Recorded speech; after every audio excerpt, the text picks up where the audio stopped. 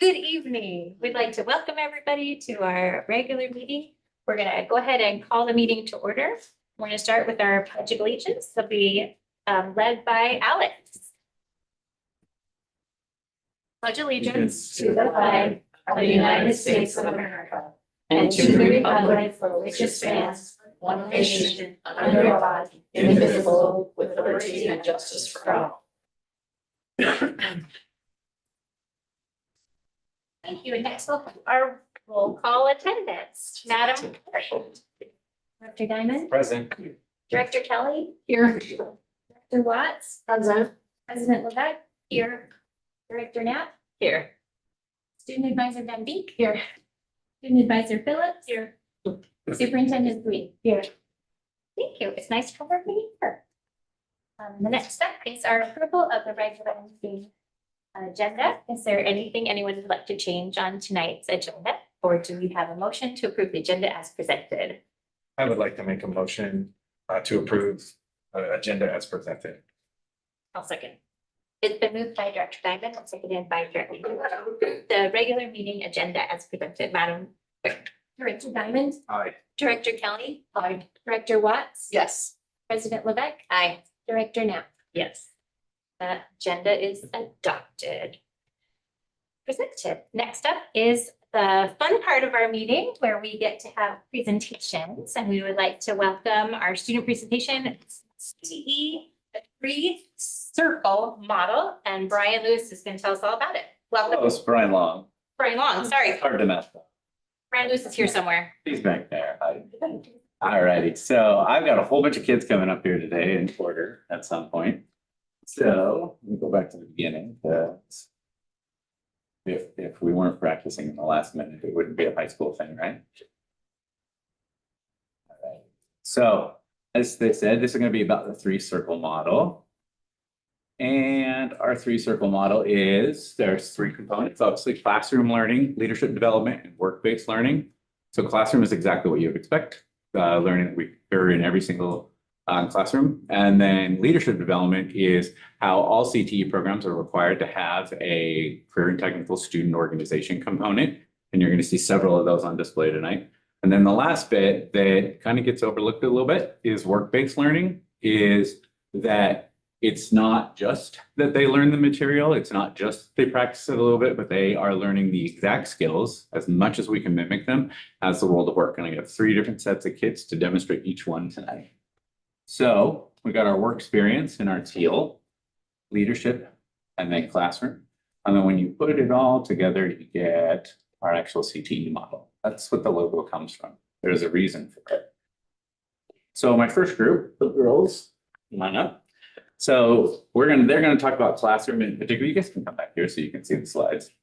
If you want to wing it without the slides. So they're gonna talk that a student who participates in CTE is more likely to graduate, more likely to get noticed by employers, they're more likely to earn more, and they're going to be more prepared for their career. These aren't things that I just make up. These are all statistically proven throughout the United States that students who take a completer, in other words, 2 or more credits of CTE, specifically within a single path, are much more likely to have all of these attributes earned. So these girls are going to show you one. This way you get out of your way. All yours. All right, so I'm taking business math this year, and I think it's a really helpful class, and that's why I think the program is really important, is because it's not just numbers, it's like real life things that we're going to be using. We learn about budgets and loans and taxes, those sorts of things, which we can carry into our life later, even if that's not the path that we're going to go into. It's still like really useful just in day-to-day life. And that kind of changes the way that I view school. I think it changes the way that my peers view school because it gives them an opportunity to take what they're learning and apply it to their actual life. And it makes learning more engaging. Students are like more motivated to want to go to school because they know that what they're learning is stuff that they can apply in real life, and they can make connections to their day-to-day lives too. It helps build, like CTEs help build professional skills early. So you're able to like communicate with others, you can work with teammates. So we work in like groups all the time. And it connects students with local industries. So we have guest speakers coming all the time, and they talk to us about their experiences, different careers we can experience and go to. And then it teaches teamwork and communication. We're able to like work with others no matter who they are and be able to experience everyone. Another thing is that students can earn like industry recognized certifications directly from the programs, which shows the employers that they know what they're doing, they've learned these things. That can help them save money if they don't want to be going to college or if that's not the path they want to do. So it saves them time and money in that respect, and it gives them a huge advantage in the workforce. They can get higher paying opportunities that they wouldn't be able to get if they didn't get the certifications.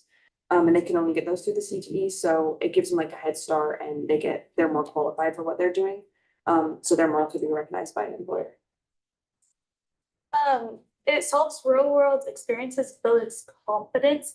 You more do like real world problems rather than just numbers and memorizing answers. And we grow as people and career makers. We're able to see things from a different perspective, more of a business perspective or a higher perspective to get better careers. And then we use a lot of hands-on learning, so we're able to connect it better than just watching a paper.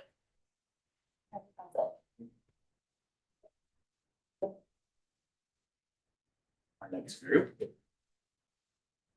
They look super formal. So we got our skills. So Alex is going to join us to help represent Skills USA and 3 of our DECA students.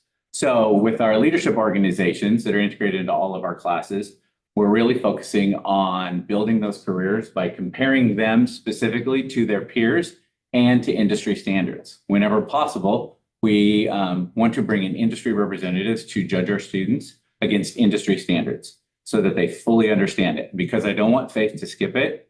Faith is going to specifically talk about ASL at the end because she happens to have won the whole contest last Thursday.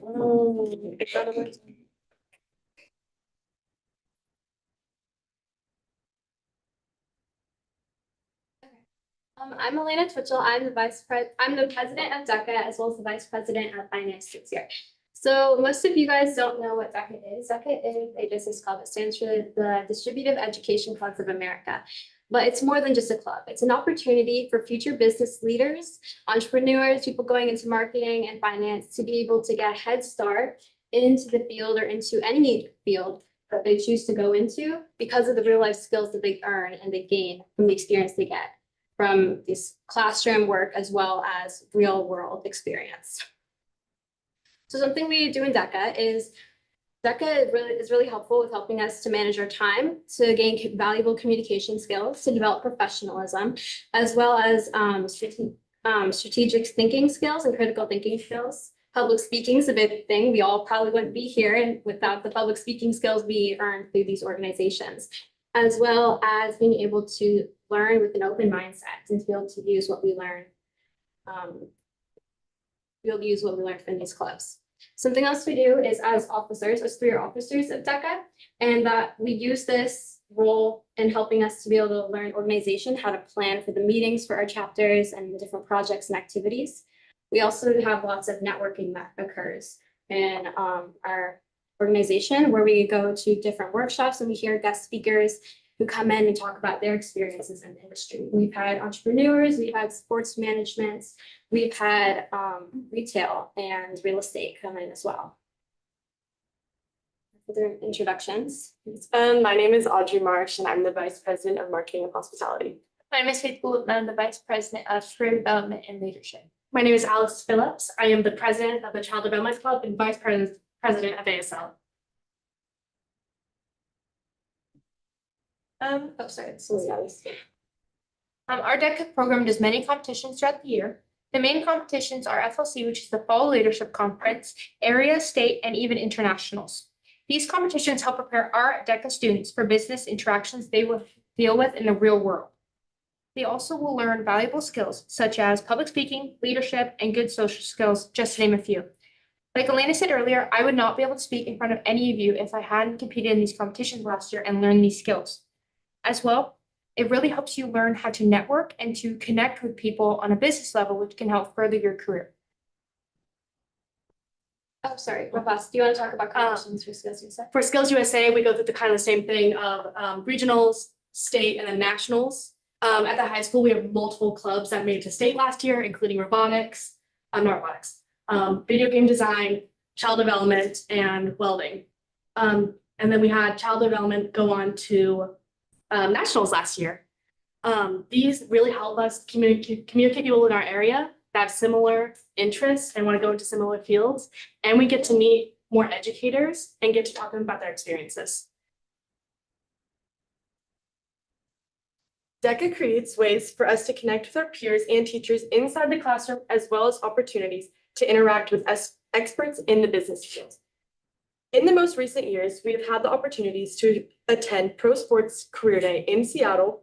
We also have chances to compete with students throughout our area in competitive business categories.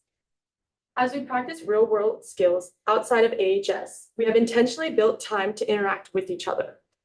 These social opportunities build trust and friendship with our peers and our teachers. We also get the chance to go to places like Fulcrum Coffee, where we get to learn about new drinks to make at the student store and how to adapt to changes in the espresso industry.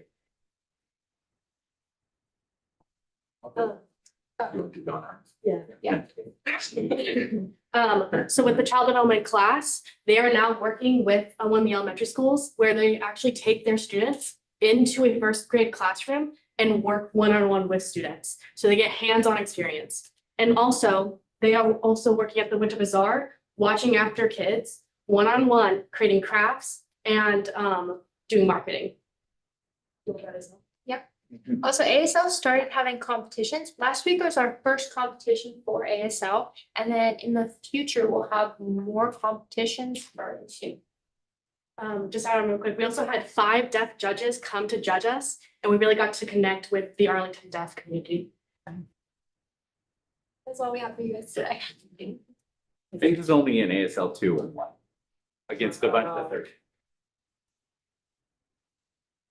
All right, and my last group. So the last bit and the part that gets skipped most often.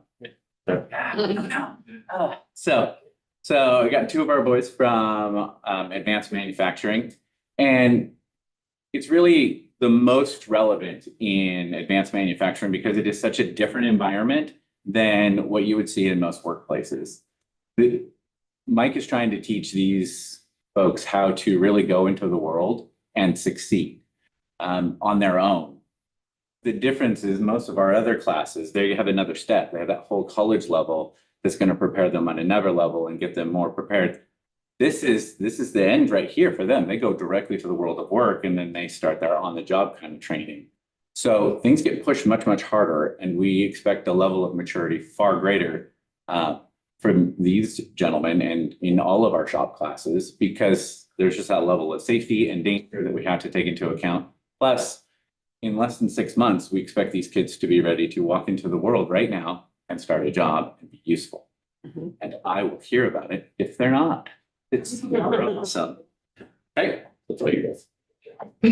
All right, learning, doing, real world applications. So Mr. Gudgeon does a great job with making our class very work-like. We have our PPE that we have to put on before we start welding, and we have like communication time basically, where it's like a window where we get like 5 minutes to get ready and get in our workstations and get working. So soft skills that we work with a lot is teamwork. Last year we had this school project, and there was a lot of work that went through. There was cutting out the actual. Have you guys been to high school and seen it? Yeah. The art. Great work, by the way. Great. Yeah, it's just right on the road, right there. Yeah. I personally worked on it. I didn't do anything crazy. I just chipped off the slack that was left on it, but there was everyone that worked on it was in Gudgeon's class, and they all worked together, and that's really impressive. And the hard skills that they used was stuff that Gudgeon taught them personally, which is how to run the CNC machine, how to code that, how to powder coat. I've never seen powder coating in person until last year. It's actually quite impressive to watch happen. And it's just great to know that he's giving us those skills to apply in the real world. And for me, that's less than 6 months away, and I'm excited. All right, so I'm going to be telling you about the field trips that we go on that Gudgeon has us go on. It provides lots of more hands-on learning rather than sitting in the classroom going over papers. For instance, this last field trip that we went on, We got to go to multiple booths. We got to like physically do things. Like there was an iron workers booth. We got to physically pick up iron and move it and see what it's like on the job. Same thing with like carpentry. We got to use tape measures. There was like this building block puzzle piece. It was actually really fun, but hard to do. It helps us just get a feel for what it's going to be like depending on what job that we go to, and it helps us understand what's going to be expected of us in the real world. And then Skills USA. For example, we went down last year for the competitions. She talked about that. We went there with welding. We went down there. It was basically the Tacoma Snow Isle. We went there and we did competitions. There was multiple buildings. There was a team building exercise, and then there was, I think, a couple of single ones. The team building one, you go into a booth, you have 3 people. Each person will do stick welding, which is with a rod, MIG welding, which is wire feed, and then TIG, which is tungsten, and then electrowelder. And you all 3 work on a project together, and then you build it and learn to work with each other.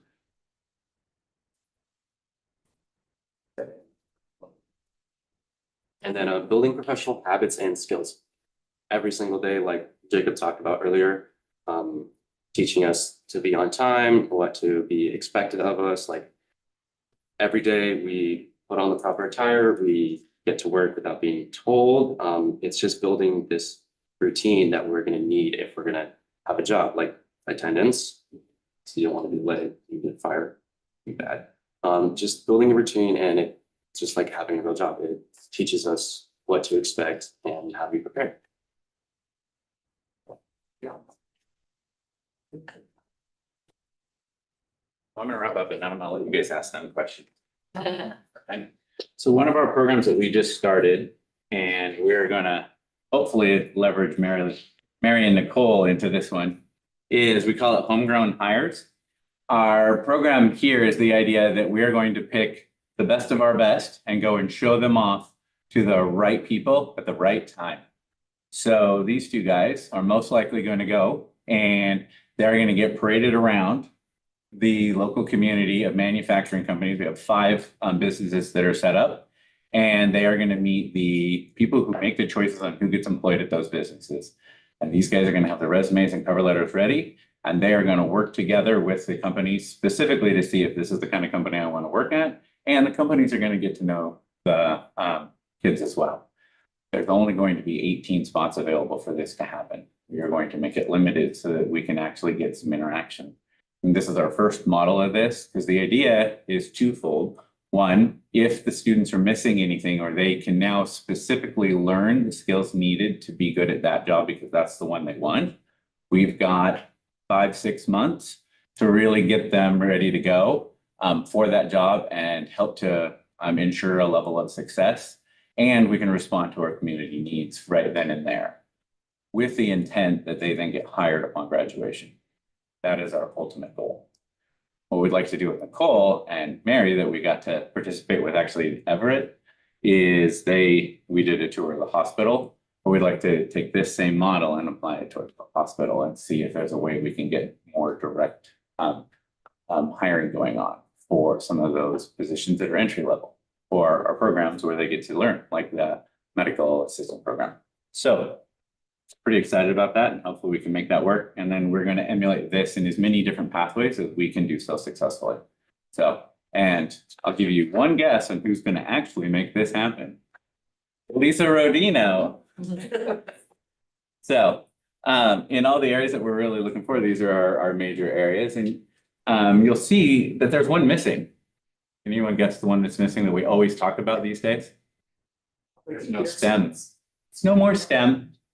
They've taken STEM on the national level completely out of the mix, because STEM is so fundamental that it should be a part of every single one of them. That is their idea, because it doesn't make sense to teach STEM in a standalone manner. It's not working well, is what they're finding. What we need to do is make sure we understand how STEM functions within digital technology, within healthcare, within each of these. And so they've kind of shifted their model. So just kind of getting you guys used to the new list of things. Okay, so we're looking that we can actually do this with every single one of them. And I'm going to give Alex these and she can pass down and go down. They're all actually the same. I rearranged them randomly because it doesn't seem fair that education's on the top of every single one of them, because it really doesn't matter which one you take. They're all the same. But these, last time I handed you the booklets with all those details in it, and I said, oh, but we have a one pager for the kids. This is the whole stack of one pagers. They would only take the one or two that they're interested in so that they can then focus down on. And it talks about real world skills, applied practicing those skills, and then our standard model of enroll, employ, and enlist. So we're really looking for that future goal. Because our goal in CTE is to produce a finished product that is ready to succeed and launch into the world. And that's all I have now. You can ask all the kids any questions you want for me. So, yeah, go ahead, Alex. Becca, do you guys set the prices for the student store? Is that part of your curriculum? So the student store is something that is actually funds DECA. And so we get all of our money from the student store, but the student store itself, we all collectively help to set like prices and do inventory and to work kind of to function the store. So that's a whole separate thing, but it is connected to the program. So it's one of those places where our CTSOs and our curriculum overlap really strong, really strongly. Because the store is a lab, it's a learning lab, but at the same time, it is the primary funding source for DECA, and it is a substantial funding source, to say the least. So, yeah, but the kids make the decision in the end. So, yeah, They are seniors. Are you all? you guys have seen. Okay. Great. Have a reflection. Oh, did you have a follow-up after that? How has your view of the world changed from before doing these programs to now? I feel like for me. Two years from now, like just noticing how, like we can do public speaking and how a lot of the world people can't, like especially in a high school setting. So it's just cool to see that we're like above the crowd in that, and that we're able to like stand in front of people and talk, and it's just a skill I feel it's common. Oh, sorry. No, don't worry. So I know. What this is for. Okay. I first found out about DECA, but in journalism, and I actually interviewed someone who's going to state for a competition. And I thought it was super cool how with DECA especially, it's not just learning or hands-on, but you are actually like role-playing a business scenario with a judge to be able to like learn how to communicate in a business setting, as well as like learning the communication skills that Audrey mentioned. And just making sure that you're all able to like intertwine it all together to help with your education and your job later on. And so that's something really cool about CTE classes, and it helps with both. And that's why she's the president. Anything else? Fabulous presentation. Thank you. And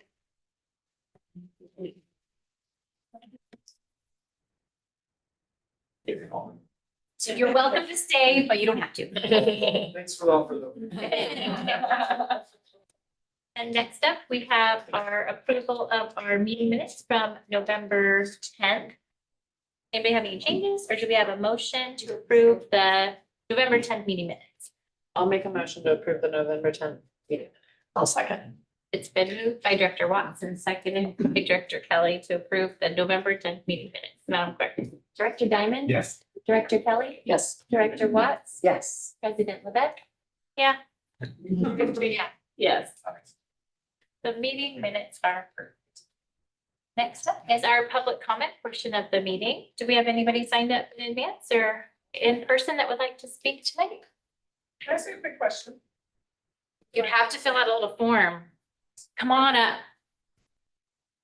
You have to tell us your name, and Brittany will get you a little form, and we're so excited to have you here. Thank you for coming to the. I don't even know if you guys know the answer. I should probably go ask that guy. We can't, I have to read his little script first, so hold on.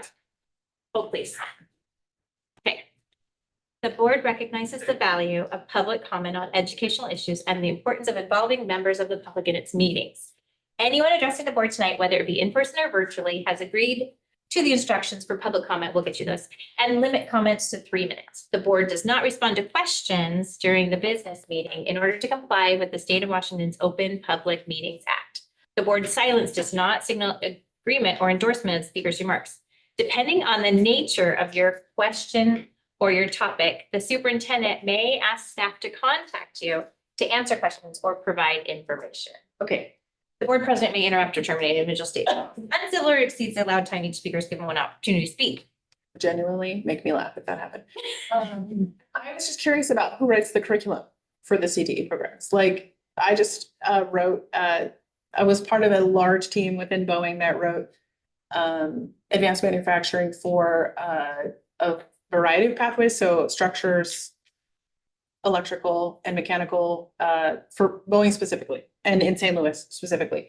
But I wrote a lot of the curriculum for that. I'm curious about how the curriculum is built, maintained, who influences it, a lot of curriculum questions. So that's probably for that person, but I'm very curious who informs the curriculum as well. If we're talking like the hospital question of like, how do we build the right learning experiences for people that are going to be maybe going doing those entry level positions?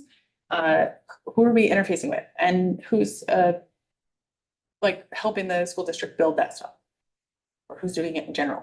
So that's my overall question about it. That's what I was wondering. And if you can't answer, that's fine. I should probably ask that person, but maybe later. Yeah. Okay, cool. Oh, the other thing. Oh, my name is Tiffany Schnell.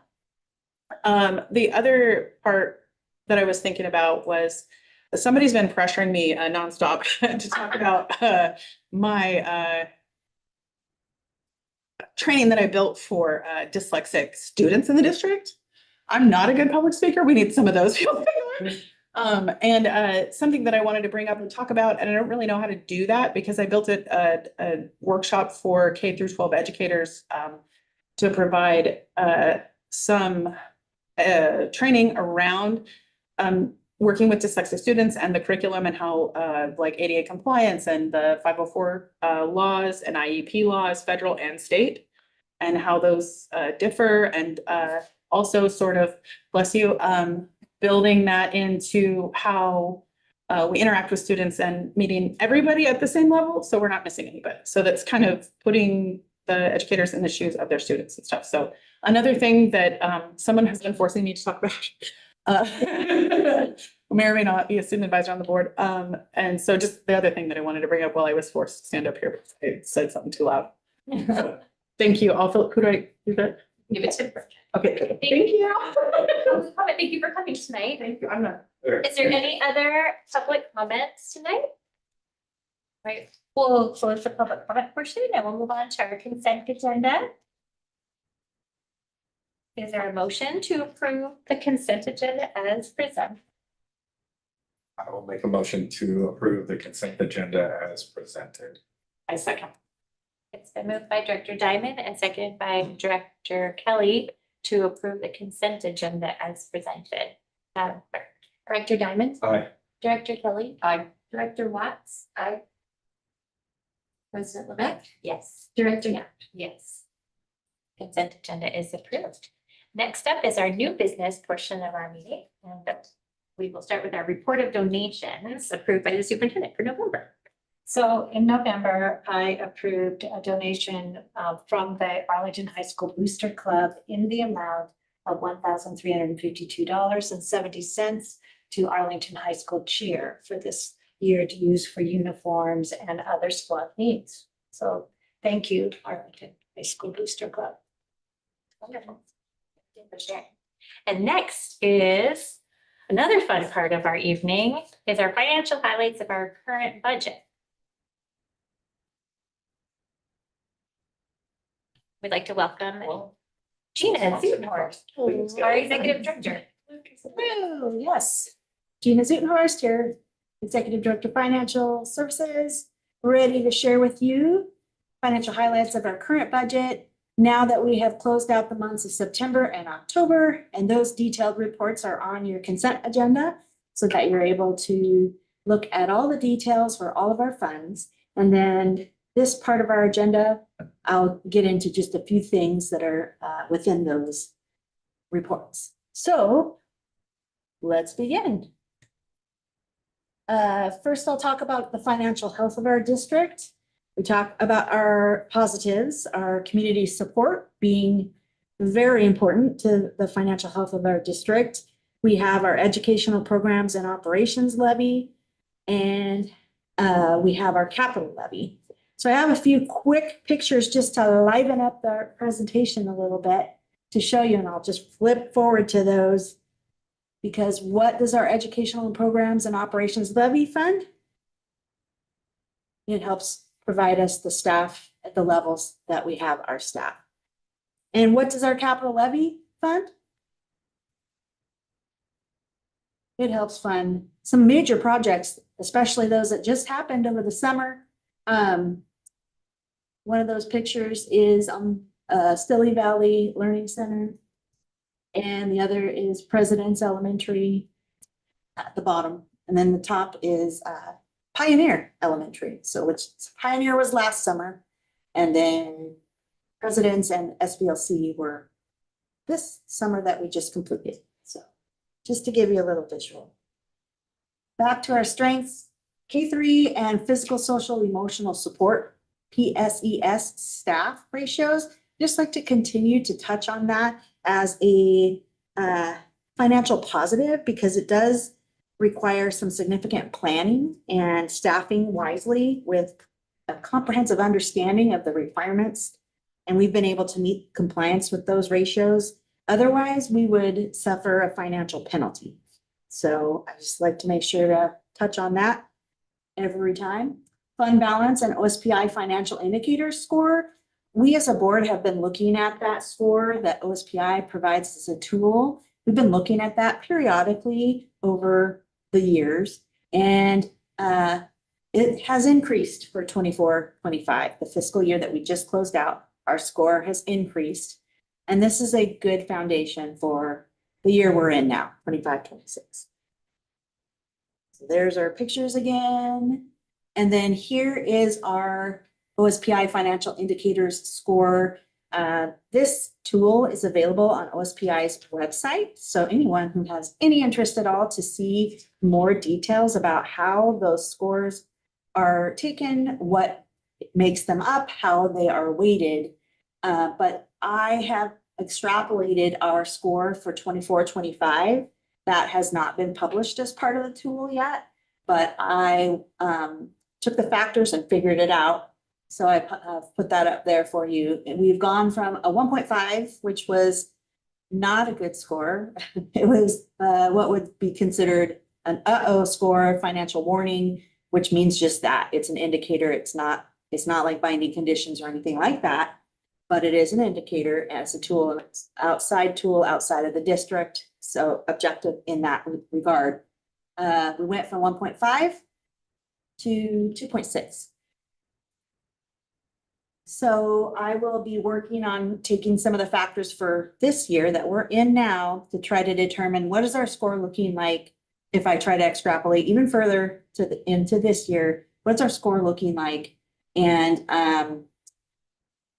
I have stated here that it's possible that that score may decrease somewhat for 25-26, just based on some of the factors like our enrollment is less than we planned for this fiscal year, and the uncertainty of federal funds. I'll talk some more about what our financial challenges are as part of this presentation, but it could impact our score. I don't anticipate that it would be below the 1.75 range. So that's good, but it corroborates that we still have work to do to continue to do in our financial world. Here is our fund balance trend that shows the low points that we experienced throughout the fiscal years. It's in the middle now, the 25-26 fiscal year that has 3 dots showing because it's through October. You can see that that has now eclipsed the level that we were at for the 23-24 school year 2 years ago, where we were at. We are higher than that now. And we started the year with 2.9 million. And as of October month end, it was 5.2 million. Can't become too excited though, because we know that the reason that is high is that property taxes that are collected on our behalf by the Snohomish County Treasurer's Office, those come due in twice a year increments. October, and then where's the next big spike? Maddie. Alice. Anyone care to say? April. That's the next time that that's due. So that's why we're up in October. It will go down next month at the end of November, but we still should be above that yellow line, which was where we were in 23-24.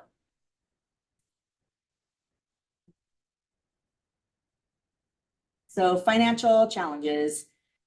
I just continue to highlight that the financial landscape across Washington State for many districts is challenging and worrisome. The OSPI financial indicators tool that we just looked at, still, I don't have the data for 24-25 for all the other school districts, but 23-24 data, there were 18 school districts that were on financial warning.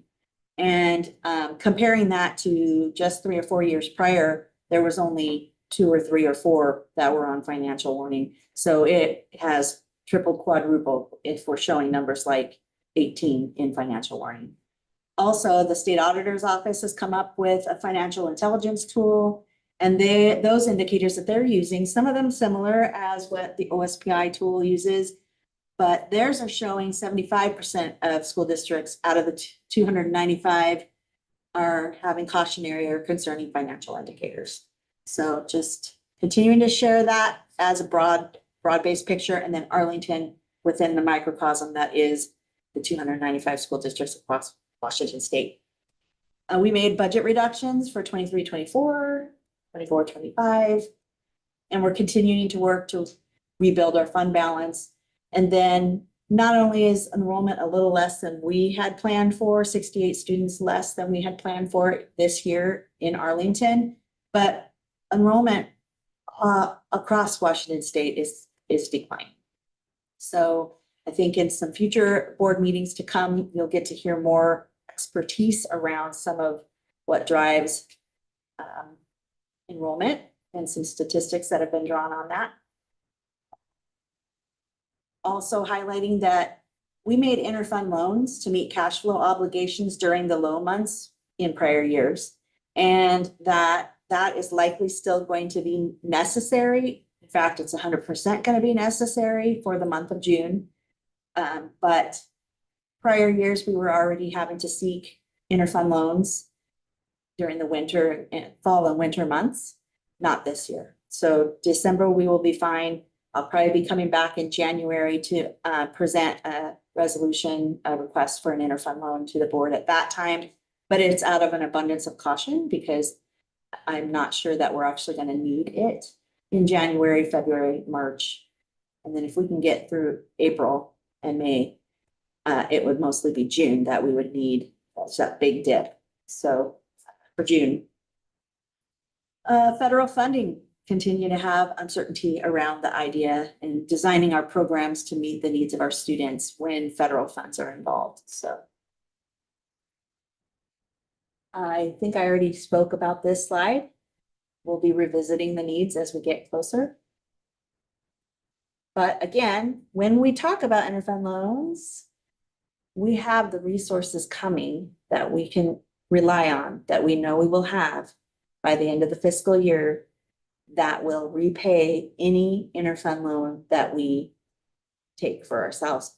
We will pay it back with interest. And we receive that loan from our capital projects fund. And we make sure that the funds are surplus at that time, not necessary for the current projects in play, so it doesn't impede or hinder the capital projects fund's operations. I'm always keeping this in here while we're continuing to rebuild our fund balance. It's a history of where we were and still keeping the whole impact of COVID alive. It's a long-standing to turn this around, and it's a multi-year effort to rebuild, but we're doing good work. We're getting along with that. We did achieve that growth in ending fund balance for 24-25, and we're just continuing efforts are holding strong on 25-26. And it is hard. It's really hard because we have a lot of needs and things that we know we'd like to do. But as careful stewards of funds that we have or do not have, we have to make hard choices. So. Questions? So are you expecting us to get out of financial warning this year? Yes, when 24-25 is published, we don't have a financial warning score any longer. And I don't expect a financial warning score for 25-26 either. If conditions change, you'll be hearing about that. Any others? Questions? Thank you, Gina. Thank you. Next up, if you want to stay there, is our Merle McGuire Mayo Scholarship discussion. All right, so it's the time of year. This is an annual board agenda item. And you get to give your input on the numbers and amounts of scholarships based on the annual amount that is provided for distribution from the Merle McGuire Mayo Scholarship Endowment Fund. And Mr. Merle McGuire Mayo was a 1936 graduate of Arlington High School who passed away in 2013. And the board accepted a donation from his estate, which now makes up the holdings of a trust fund within the school district, that we keep that principal intact, but the interest earnings is available, gets distributed once a year to Arlington Dollars for Scholars, and then Arlington Dollars for Scholars administers the awarding process, the acceptance of students' applications, and they have a process of anonymity for those applications, and then they administer, but the district and the board gets to decide on, like I said, the dollar amounts, how many, and if there are any that they want to be like recurring ones where it's spread out across 4 years, for example. So this year's amount is $90,000. Last year, it was $67,000. So this is quite a chunk. Now, the county handles, as the treasurer for the school district by law, the county handles our investments and including this trust fund investments. So I think that they've done a very good job and continue to do a good job for the district. $90,000 is what's available.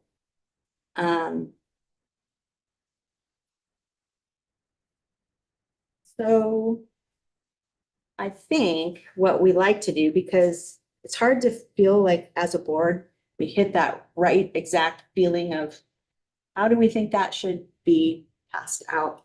How many scholarships? And so it's hard to come up with a method that is a standard that where we don't have to think. If I could still come up with that, I will. But for now, I still have a tool that I have attached to the board plate. And we will take a peek at that so that the board can kind of get a sense of some ideas or thoughts. And I'm sorry, there's a lot on here. For example, and I don't know that this example would be the one you'd want, but if your goal was to impact the greatest number of students, you could do 90 scholarships at $1,000 or 45 scholarships at $2,000 or. And so, and yet with the dollar amount that we would be awarding, you would still want to consider, is that going to actually have a significant impact for one individual when, for example, tuition can be $3,500 at a state university in 1 quarter without books or anything else. And Everett Community College or any of our community colleges, another derivative of that. So trying to have some variety of, and then folks that are going to college for programs that are very rigorous and may require many, many years of school, they're not gonna have as much support just starting out. 1 year of scholarship and then done, may not get them very far. So thinking about those things, and if you're able to see this tool, or if you've had a chance to look at it before, I would be interested in any of your thoughts about values on what you'd like to see, because no, it's hard to calculate these on the fly and still get to the $90,000.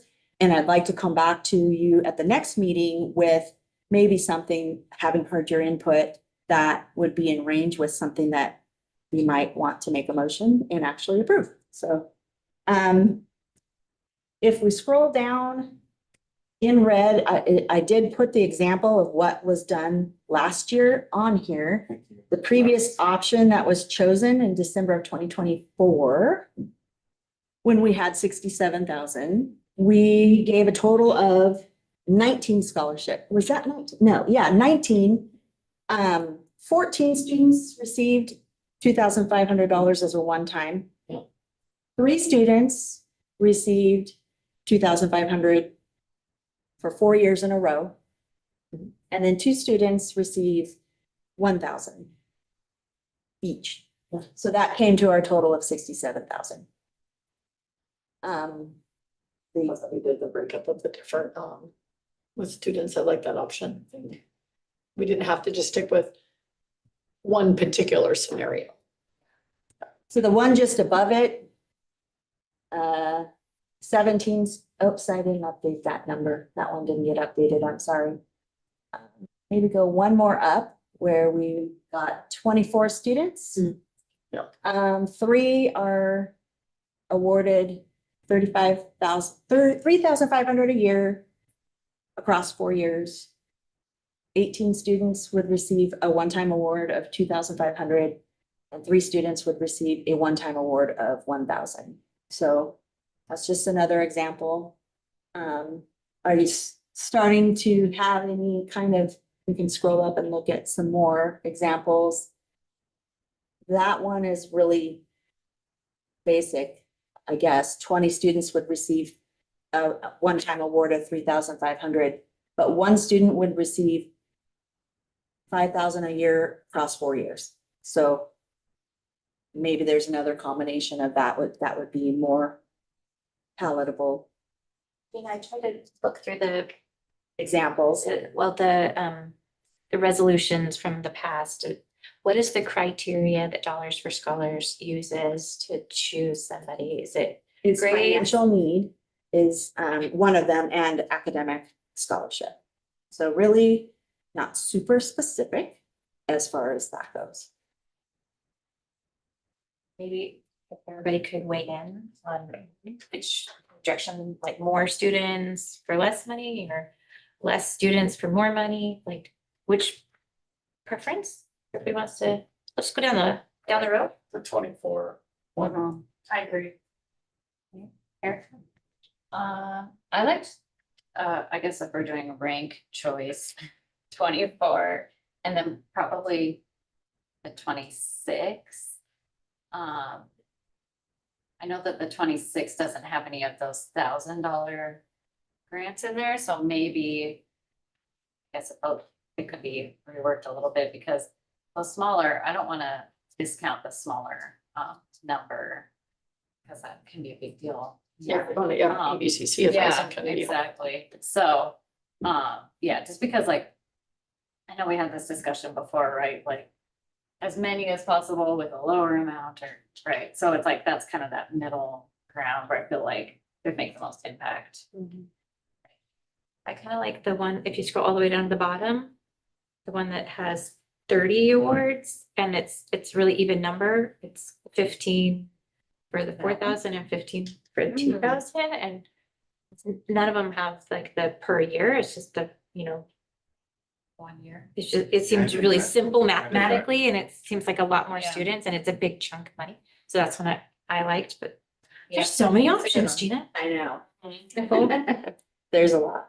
My thought with changes to what people can get in the future from financial aid, the more that we can serve with a bigger amount of money would be in the best interest, and I think it would encourage students to go to college, because I know students, what is the term I'm looking for that we read the article on? People attending colleges is decreasing, so. So we can encourage enrollment. Enrollment, thank you. If we can get them help. So I like the 30, like the 4,000 and 2,000, I think it's a good chunk. I was gonna say too, that I think the only part, the other aspect of giving them a little bit per year, to me, it's like an incentive to then continue on. So, Yeah, I mean, that's true. I'm just like, and it locks it in, like, you're gonna get that money, so I'm like, okay, I got, 2,500 for next year, and, so that would be my only my consideration for a different pathway. I like the 30 and the 24. I think how it's set up, it gives them a good head start, going off to college and everything. Does that help you? Yeah. Alex, did you have a thought? I agree with that. I'm doing like I like the ones where it's spread across 4 years, maybe having 1 or 2 students that receive it all 4 years. I think it can really support them, especially even if you just get one for 1 year, most scholarships are just the first year. And then they struggle the next 3. And not to throw a wrench into the works, but I will say what sort of I found daunting, I only with my own children. 4-year degrees are not really the norm anymore. And they specifically said 6-year degrees. 6-year degree. 6 years. So as a parent of children of college age, that is really the new reality. People do not generally walk out necessarily after 4 years. So just throwing that into your budget hat, and that's something that we should consider, that 4 years might not get them that bachelor's. And I also think about students that are doing Running Start that have a head start on college, where they really are going out with an AA, and they're ready to go, and it may only take 2 to 4. It isn't necessarily 2. Yeah. But it's a great problem to have in trying to come up with the perfect combination of meeting I like and having something for everyone, but yeah. Okay, I'll come back with A smaller amount of choice. I'll have it narrowed. Narrowed it down. That's right. I think we like the between 24 and 30 amount of awardees, but maybe if you could add a couple that were. We'll massage it a little bit. Year. Yeah. Yeah. Okay. Thank you. Nice. The next part of our meeting is our learnings from the annual conference that we just all attended. And maybe we could start with Dr. Sweeting and then go down the row, and everybody's going to share a little bit about what they learned, what the most impactful part of their journey was. I think the most impactful thing for me is just being together and the camaraderie with our team, but also with other teams. That was number one. The other is that 2 speakers really I enjoyed tremendously. Dr. Mary Hill, she said that we need to focus on what's possible instead of what's wrong. And it reminded me of Post. It's what's possible for post-middle school versus what's wrong with post-middle school. And she said that vision is our vision, our mission should be the heartbeat of our district, not the tag. So it is what, it's the blood that flows through us. And then the other leader that spoke was the principal of the year, Kathy Davis. And she is the elementary principal at Ruby Bridges Elementary. And she talked about us, and we talked a bit about this already today with Bethany Belisle from Eagle Creek, but the superpowers that we have, that each one of us have, everybody, community, ourselves, students, the superpower. And she said, she was talking about being here, and I'm going to change her wording a little bit. She said, you are the right person, but I'll say we are the right people right now, and loving adults so that we can love our students and cause them to grow and learn. So All right, like Erica. Oh, shit. If you thought I was gonna start with Alex? Yeah. Alex is ready. We do like. I do agree the keynote speakers were really great, and the theme being purpose, was really cool, and about, you know, finding our common purpose, and just a reminder. What I love about the WASDA conferences is we learn from each other, so we hear student panels, we see students doing amazing things, and teachers, and we learn from other school board directors and superintendents, and we have that back and forth conversation. I really liked that Dr. Mary Hempel was from Hickory, North Carolina, because I have family there. So I thought that was cool. I liked the way that she painted the idea of the decision, like, I mean, it's not the idea, it's a reality that we are trusted at a very high level to make decisions that affect the human beings that are our students. I like the idea of human beings and future, what was it, future proofing our leadership. So I thought, okay, so we're working towards, you know, building their futures. And I can't remember if it was her or Kathy Davis who said that the diploma was like a match. I think it was her, like when we hand them the diploma, yeah, it was Dr. Mary Hempel, that the map of their journey that they've been through, like ready to enter the next phase of adulthood. So, or yes, I thought that was cool. I went to some sessions about communication with the public and school districts who had been through some challenges and how they navigated that. And so they really did some restorative practices and involved the community in uniting around, you know, common visions and goals. I went to, it kind of reflects my interest, but I went to a session about the science of reading. They're talking about dyslexia, so thank you. And then what I really loved was how we talk about, you know, ramps on sidewalks and how that helps everybody. And it's the same thing with your education around reading and literacy. I noticed a lot of focus throughout the whole, like the keynotes and things, to a lot of talk about literacy. And I think that is an expansive subject.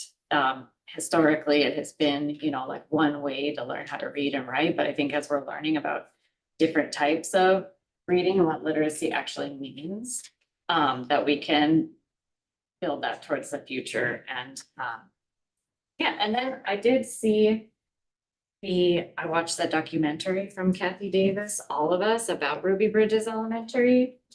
Nicole and I went to that one, and that was amazing. I really liked some quotes in there. She said, you cannot change a system if you don't disrupt it, because there was a lot of pushback about the way that they were forming their inclusion, and they were doing flexible service delivery versus like one-on-one para support. And so they did a lot of work around the staff about buy-in and, you know, working through some of those pushbacks. And she said a lot of truths as an advocate of, you know, students with special education. I was like, yes, like she was talking about how assessments can be used to deny access. It's like, why are we denying children access to education? And so it was just, I felt very passionate after watching that, and very emotional thinking about my own child's journey and how challenging it was. Just even some of the scenes, like two adults sitting lovingly with this child who didn't want to go in the classroom, and just thinking about comparing like my experiences, my child's experiences with that. It's just, I think what you talked about with loving each other, but what it took was the adults caring for each other and uniting around the purpose, and then sharing that with the students. I wrote down a whole bunch of quotes and took screenshots and things, but I think the main themes was uniting around a purpose. And I'm so grateful for our board that we do unite very well. And I feel like we have opportunities to make powerful change, including student advisors. And, you know, science of reading, inclusion, disrupting the systems, like, okay, we can do it all together and build lots of opportunities. So yeah, felt inspired. Dr. Diamond. Yeah, so to piggyback off of you, inclusion was kind of the theme for me, this meeting. I went to one of the sessions was United Sports, which I thought was really cool. And not just in the idea, but in the principle of it, how it changed the culture of a school and a school district. And really kind of brought kind of a theme of kindness and understanding and inclusion and change the views of the kids, not only who benefit from the United Sports, but who participate, who are more like able in there. And just, it got me thinking about a lot of things. And ironically, I ended up having a conversation with another school board member from a different district who's a passionate advocate for inclusion for her child. And we just kind of had this back and forth about like what inclusion means differently, what it can look like, what pull-out services look like, how it's different for EBD. I think we talked, it was after all of the general session, I think we talked for almost 2 hours, just about inclusion and how inclusion isn't just an idea, it's more of a philosophy, and how we can bring inclusion from our most impacted to our least impacted kids, and how that looks. And so it was just more of a philosophical conversation. And it was very much around just the idea of every learner is different. So it was super beneficial. I thought it was a very cool conference, and outside of the conference as well. Student advisor Philip. To be off you guys both, I think also inclusion. Inclusion. I met so many amazing people and was able to connect with so many student reps and get ideas from them. I went to a lot of breakout sessions about being a student rep, and I would have so many ideas running in my head, like, okay, I need to slow down a little bit. But I met so many amazing people, and those keynote speakers really stuck with me. Since leaving the conference, I've been trying to think, how do I take everything that those amazing people said and I apply it not only to my actions, but my character. And something I think it also really hit me was the science of reading, because I did cry during it. As something did you? Yes. For me, as a dyslexic student, and hearing them make space for dyslexic students really got me, because I know our district is working hard. I know that they are making us better space for our students and doing more of the pull in educators, and instead of pushing our students out and isolating them, which is what happened to me as a student. It was not fun. That conference just gave me so much hope and happiness, and it made me really confident in our district, in our state, and I was really grateful for the opportunity. I was like, Maddie, you're next. Student advisor VMB. Wait, stop. Right, I have like a lot of notes, but I kind of just like start and stuff I like more. But before I get to, I really liked going. It was a really great experience. I feel like I got closer to all of you guys, and I also met a lot of other student reps. I like have a group chat with a bunch of them that I met, and I got along really well with them. And the student dinner is really nice to see and be in the same room as so many other students and kids my age who have the same passion as me and want to be a voice and make a change. And that kind of hit me. And Erin was running that whole thing, and she made it a lot of fun. And the general session, when Dr. Mary spoke, something that she said is about the difference between like your human doing and your human being, that you can do stuff, but you can't do stuff for other people without being yourself, and like the difference. It was like, I really like that part. And then I went to a bunch of sessions. I went to a lot about kind of engagement and safety and everything. This one is about keeping students engaged with policy, and it kind of talks about the mental health issues spiking when technology is being used a bunch, and addictions on the cell phone. the fact that chronic absence were at an all-time high, with like 50% being absent in 2021. And most of it was like a lot due to technology. And they established like a benchmark that 80% of students and families like knew and were indicated and aware and raised like awareness and understanding for like the parameters of the cell phone restrictions that they did. And what they did was they put a policy where in elementary schools and middle schools, there was like, you can't have any phones, 0 phones. And then in high school, it was kind of teacher instructed, but you can only have it during passing period and lunch. And unless it's a kind of like learning based activity on your phone. And they also have like in class time, they always have the kids doing something, so they don't have the need to get on their phone. And they had like a survey and they asked all of their students what they are interested in outside of school, so they could kind of find a way to make extracurricular activities based on what the students are interested in, and that also keeps them engaged and not on their phone.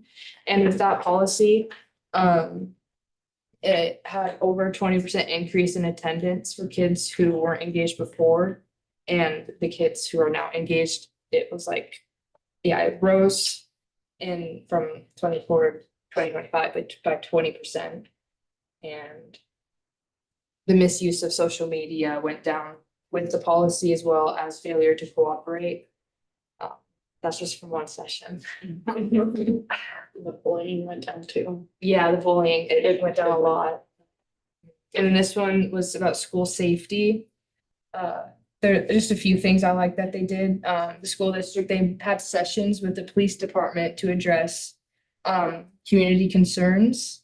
And they also had monthly meetings with community leaders. So they went and had meetings at different schools. So they get different neighborhoods and different families at each school to get concerns. And they had lunch with the mayor quarterly.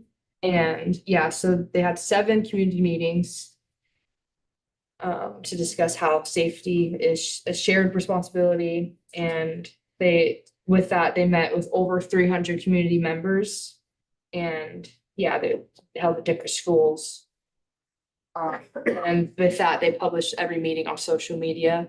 So everyone else in the community could see, oh, they're having these meetings. I didn't go to that one, I should go to the next one. And they did stuff that we do, like threat assessment, anonymous tip line. That's all I got with that one. But I really like the idea of meeting with public and community. There's a lot of voice about like traffic concerns, and where this district is, there's a lot of gun violence in the area. So that was a big thing with their area. I think this is the last one. This is just centering student voice. It was, I think, Oak Harbor and Ferndale, they collabed with this one. I really like this. So the student reps, they kind of reached out and they had meetings with other student reps from other schools, and I forgot what it's called. Oh, the Educational School District collab. It has 35 districts, and it's just like a group.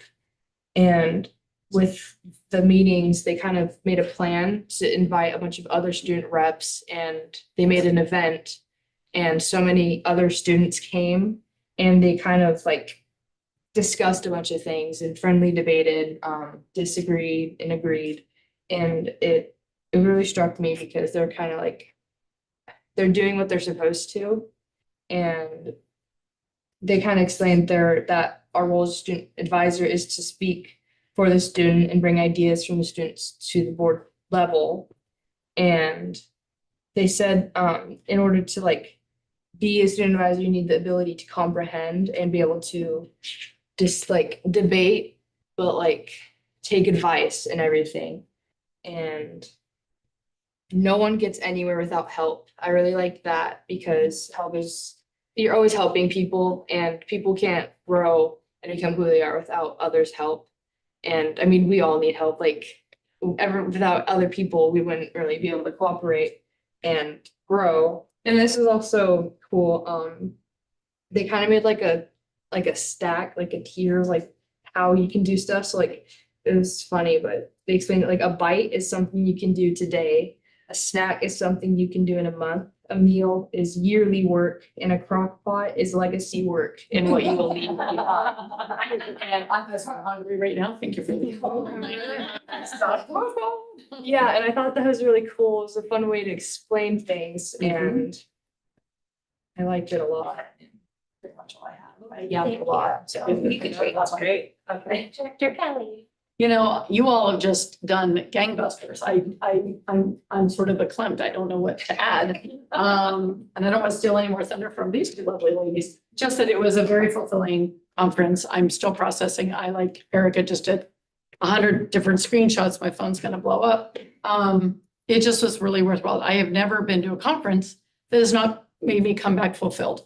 I always come back positive, whether it's focus or belong or perspective or purpose. It's just, I always like how every time we go, it's just like another, like, oh my God, that's another level, like more stuff to know. And I feel like it's getting, in my short time being a board member, it's like every year is just a little bit better, a little more fine tuning, like whatever it was, whether it's the hotel or the care or the, you know, the camaraderie I'm experiencing. My new role as a legislative committee member then put me in touch with a whole host of people who are more entrenched in this work. So I'm excited to bring that to you all and just learn what that looks like. Just a great group of people. I'm really, and I feel like I learned that I just, a part of me that has not been my superpower is probably more on the listening end. So recognizing that is I don't know if I say a deficit, but an area where I can grow so that I feel like being in an arena of people with all sorts of ideas, that I want to be more of the listening realm and hear all that and then come to consensus to figure out what will drive WASDA forward. So there we go. Good, thank you. Director Watt. So along with inclusivity, I think a big thing that I learned in the sessions I went to was really about student involvement, and what we're doing is for our students. And really focusing on that by getting their voice involved. So with the Ferndale, with their cell phone policy, with that change, they got the students to do a video to market to the school, and they change it every year so that the cool people of school or the most popular of school are the ones doing this video. And so it comes across as like, this is what we're gonna do. And they may not have liked it, but they bought into it because everyone was doing the same thing. The Ruby Bridges documentary was really touching. And what I really got out of it is it wasn't just the adults in the building that were taking ownership of the students that had a higher need. It was the other students who were playing on the devices to help communicate.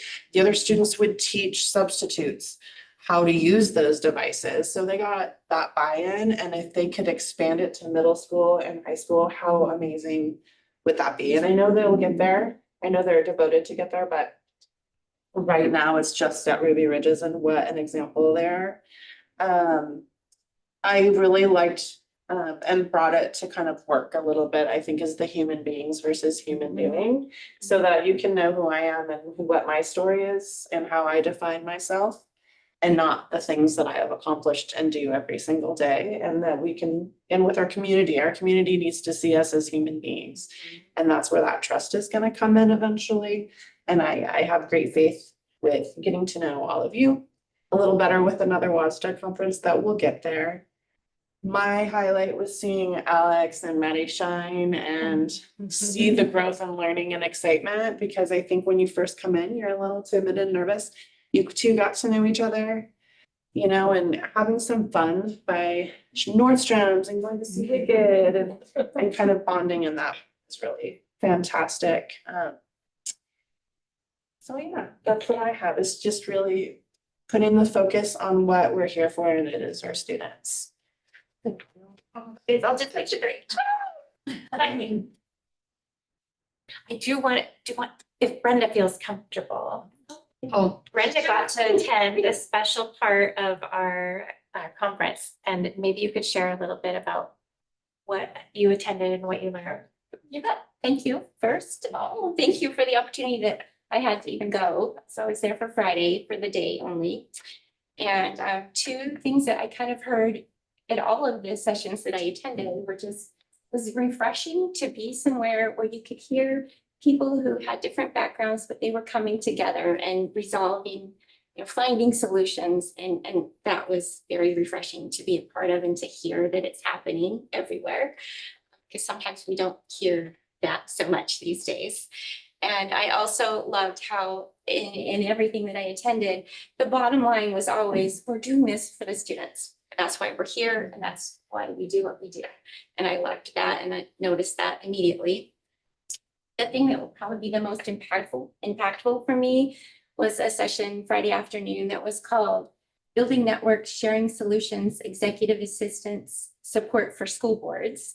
And in that session, they gave me a resource packet, which will be great. Some ideas of calendars that we can use for boards to kind of help you see a full picture of the school year, which I want to try and dive into and think about so that we can provide a little bit more support that way. Also some tips on Robert's Rules of Order. So that will be helpful for me. But probably, probably the most was just being there in person and making that connection with other people who are doing what I am learning to do. And now having, you know, a face and a name and a phone number, somebody that I can call and reach out to. So anyway, it was a great experience, and thank you. I enjoyed being there. Thank you. I'm so glad they had a learning for executive assistants, because you were such an integral part of our team.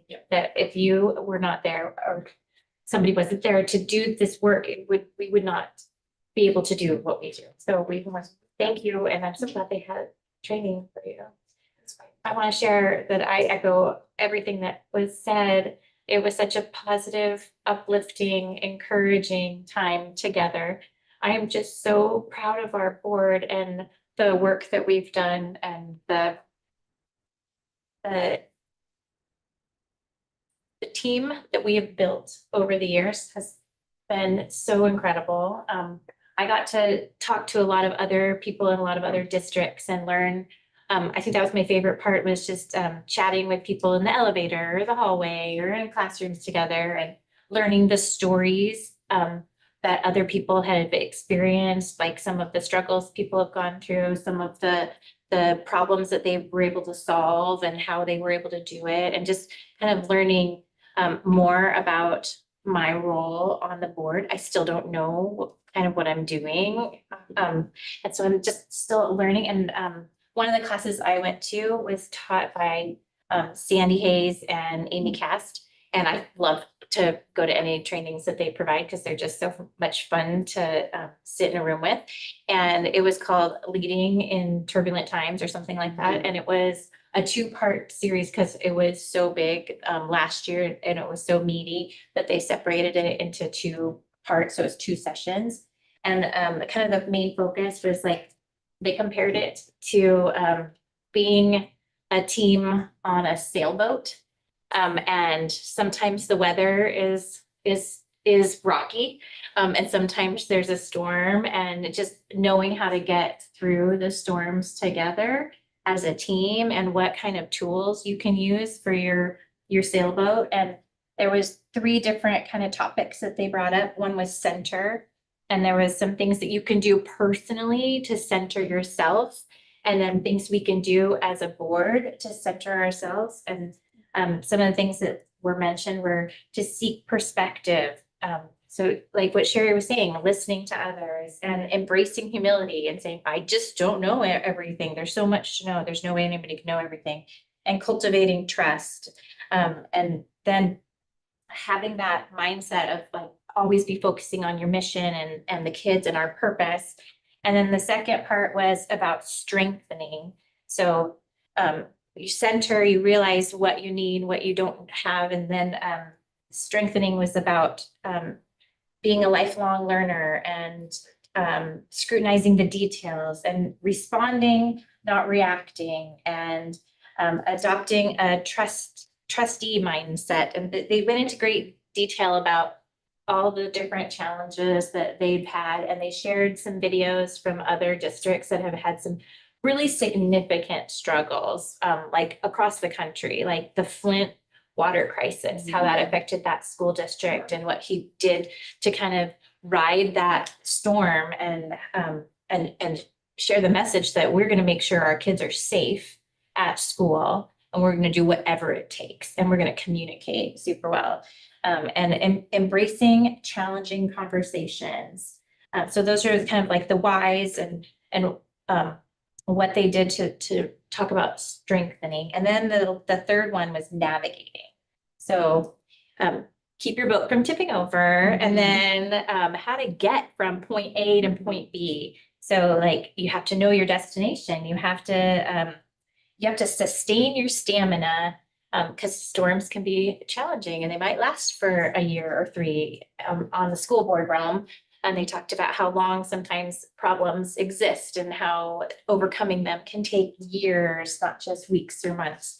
And then tack into the wind. And if you're not a sailboat person, because I'm not a sailboat person, but I think Chris knows, I know what tack that into means. the wind. They explained kind of that you lean in to get where you need to go, because the wind helps you get where you need to go. And sometimes struggles make us better. So I thought that was a really optimistic way to look at the challenges that we have, that all districts have, the challenges that we have specifically in Arlington or in Washington or in the Puget Sound area. Like those are the wind, and we need to just be positive and get through it. And I love that we have such a great team, and sitting next to some people at dinner and learning about their district and what they struggle with really kind of put it into perspective of how lucky we have it in our sweet little town and in our sweet little school district. So I just wanted to give you that. There was a lot of other classes and a lot of other learnings, but that was my favorite one that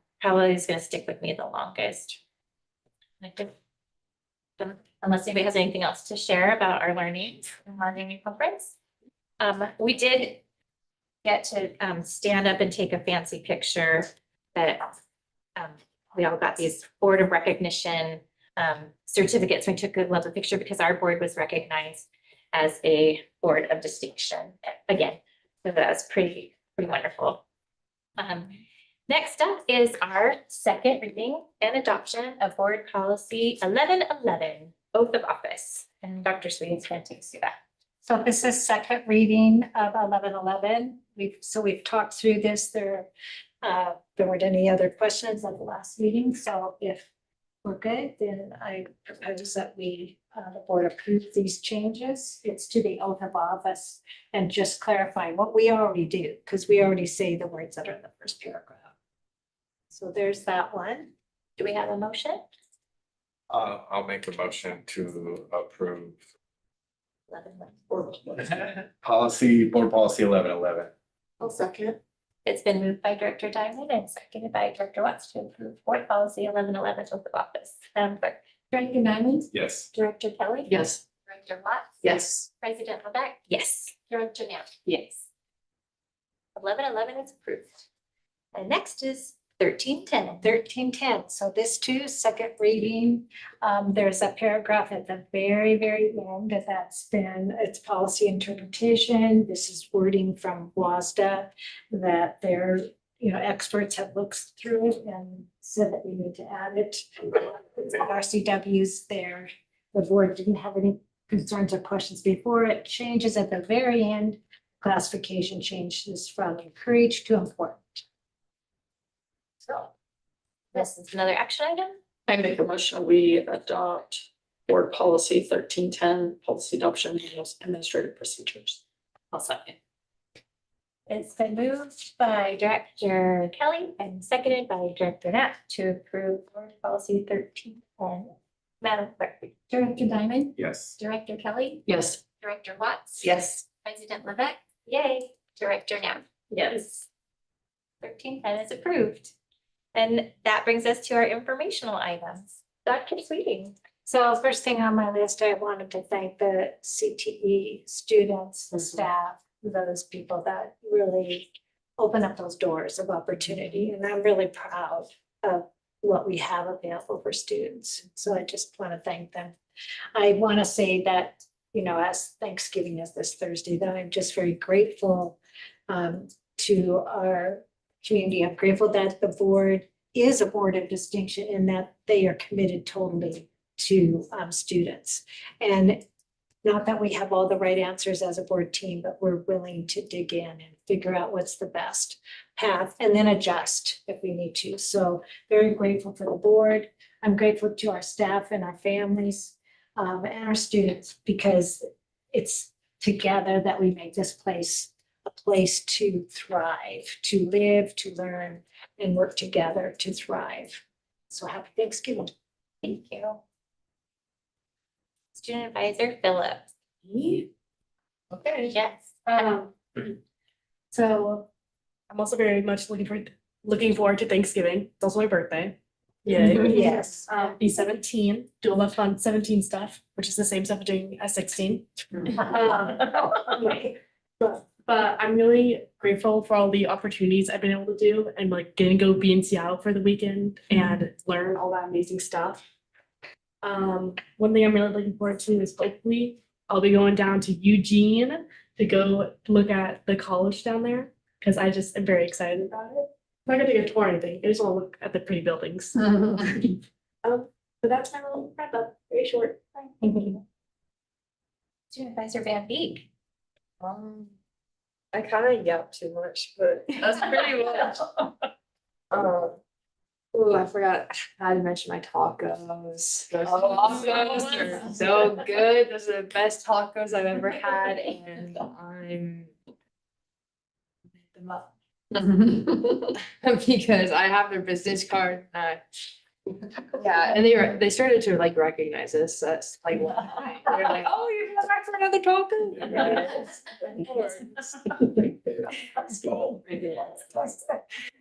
Yeah, there it is. They're just so good, and their sauce delicious.